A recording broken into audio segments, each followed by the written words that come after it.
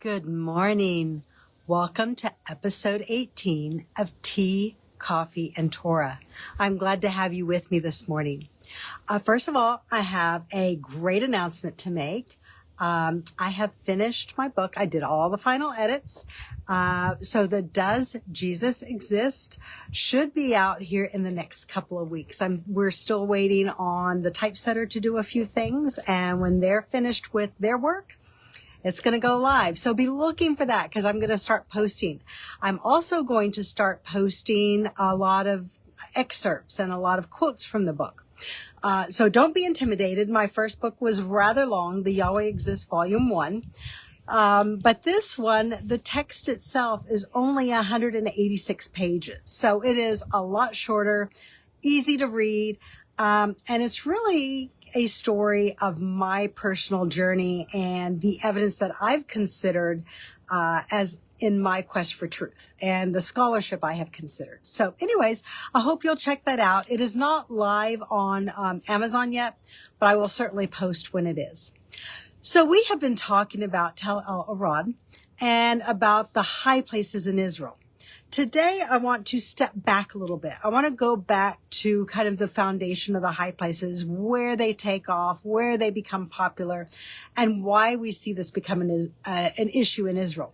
So first of all, we know that even as early as the Bronze Age, which this would have been even before Israel came into the land of Canaan, that there were indeed high places in Canaan. These were associated with cultic worships. You had the Canaanite goddess Shemesh, where she was worshipped at Beth Shemesh. You have also a whole bunch of other sites. Bethel would have been an original high place. You know, this is mentioned in Genesis with Jacob. And they weren't always originally profane. Some of them actually were associated with the worship of Yahweh. But the history of this, the archaeology, and the events, the chronology becomes very important in this discussion. So I want to jump into what we know biblically. So let's look at a little bit of history because the history really enlightens our understanding of high places and how they developed in ancient Israel. So first of all, you have Israel comes into the land, they renew the covenant at Shechem, and you find that that is very early where Israel would have had a tabernacle, the Ark of the Covenant, the same one that would have been in the wilderness. According to rabbinic chronology, and you know, I am not a fan of rabbinic chronology because it gets a lot of things wrong, but I find that this one number could be very correct. It definitely fits the biblical evidence. And that is, according to biblical chronology, the ark rested at Shiloh for 369 years. If this is correct, if this is based on sources that we have lost, but were retained, you know, in rabbinic sources, it appears then that the Ark of the Covenant, the tabernacle, was in Shechem for 11 years before it was moved to Shiloh, and that became the sanctified place. Now, Shiloh would have been as part of Mount Ephraim, so it would have been in that territory. But you find that towards the end of the 369 years, Israel is steeped in idolatry. They're worshiping all the Canaanite gods. And then you find the Philistines become the rival power. They are attacking Israelite cities. They are conquering them. And Israel is becoming under oppression during the Judges era to the Philistines. And if I sound a little stuffy this morning, it is because I'm fighting a cold. I'm actually getting over it. But that is why I'm stuffy. So if you hear a little nasal, that's it. But what you find is that, first of all, Israel, at least into the way I understand Israel's chronology, Israel would have come into the Promised Land. The era of conquest would have happened right around 1508. This is very early. And then you find that 369 years later puts us right at 1128 BCE. This is when Shiloh would have been abandoned. You know, Eli, the high priest, he dies, and you find that the Ark of the Covenant is captured. Now, there's some discrepancy regarding the chronology. There's a verse in 1 Samuel that states that the Ark of the Covenant was only in the Philistine territory for 7 months.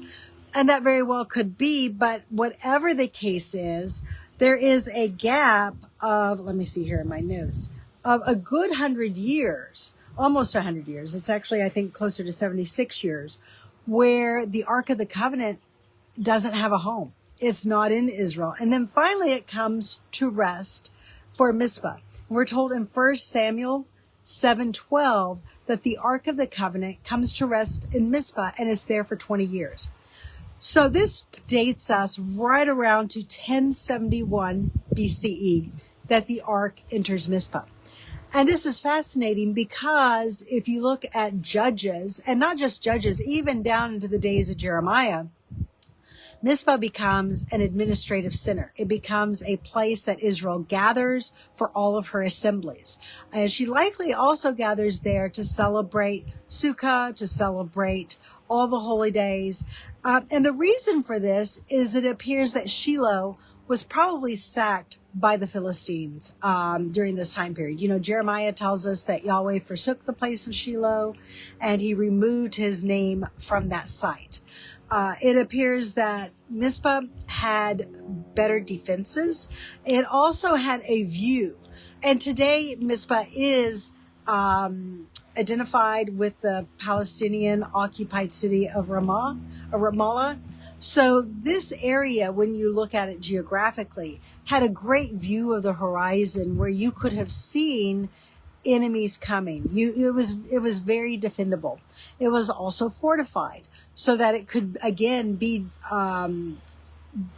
protected against an invading army. So this is probably why the site was chosen. Now, Mizpah is specifically mentioned as being in the land of Benjamin, where previously Shiloh was in the land of Ephraim. And this is simply probably because this site was better, it had better defenses, and Shiloh was compromised. It could no longer be defended against the Philistines. You find also in Samuel that it talks about Samuel's war against the Philistines and the cities that they reclaimed. Some of these may have been reclaimed under both Samuel and King Saul, but needless to say, a lot of the territory was recovered. We also find that Jephthah meets at Mizpah, and Jephthah's judgeship would have coincided with Samuel's priesthood. And we're going to get into Samuel a little bit next time. But for now, I just want you to know that Samuel and Jephthah would have been contemporaries. They would have lived at the same time. So when you have Jephthah encouraging Israel to forsake their gods, to bury them, to get rid of them, it was probably at the request and at the admonition of Samuel. So we find all of this occurring at the same time. We also find that it is during this time that the high places archaeologically become vogue in Israel. And I want to talk about why, because really this reason of why is at the heart of the issue of the high places. Archaeologically, you don't find a lot of high places before the 12th and 11th centuries BCE. So this is from, right around 1299 all the way down to about 1000 or 1000 BCE. You find that this is when the high places really become vogue in Israel. Well, I find this not coincidental, that this coincides perfectly with the time that the sanctified, the legitimate tabernacle in Israel is forsaken. The Ark of the Covenant is captured. There is no viable means for Israel to worship Yahweh. There is, and the high places come to replace Shiloh. We are told of at least 4 high places that that become popular in Israel. There's one at Bethel, and you can look at this in 1 Samuel 7:16, but there's a high place in Bethel, which would have dated all the way back to the Genesis period with Jacob anointing the pillar at Bethel as he leaves as he leaves the land of Canaan, going to Laban's house and seeking a wife and seeking protection and shelter from his brother Esau. You also have another high place at Gilgal. Later, Solomon, before the temple is built, he'll come to Gilgal and he will worship Yahweh at Gilgal. You also find that Gilgal served as a place of worship when Israel first comes into the land after the Exodus. You also, again, have Mizpah that is listed as a high place. And then during the days of Samuel makes Ramah, where his hometown was, a high place. And then you find that Samuel goes on this circuit to these 4 high places throughout the year. Now, I think it's very, very logical, and I don't see any contradiction with the biblical text to find that Levites would have served in these high places, and they were served in the capacity of serving Yahweh. So, because there was no official tabernacle at this time, it had been forsaken. The Ark of the Covenant was not there. Later, we find that the Ark of the Covenant is going to end up in the house of Obed-Edom before it is finally deposited at the temple in Jerusalem. Now, the temple in Jerusalem is not erected. It is not completed until 972 BCE. So there is a period of almost 200 years where Israel does not have access to a centralized tabernacle, a centralized location to worship Yahweh. So it makes perfect sense that the people would then seek Yahweh by whatever means they had available and closer to their home communities. But then we find over time, and again, this is very much parallels the Judges era, that while you had a worship of Yahweh in these tabernacle or in these high places, that they also began to worship. I just lost my shelter here, so bear with me with the sun.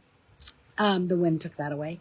So we find that with these high places, they began to worship Asherah. They began to combine Yahweh's worship with Baal. So it was no longer a singular monotheistic religion. They really began to combine the worship of Yahweh in these high places. And we'll get into that a little bit next time. So that's what I want to really leave you with today, is just these high places and their etymology, how they developed in Israel, and why we see them become vogue during the 12th and 11th centuries BCE.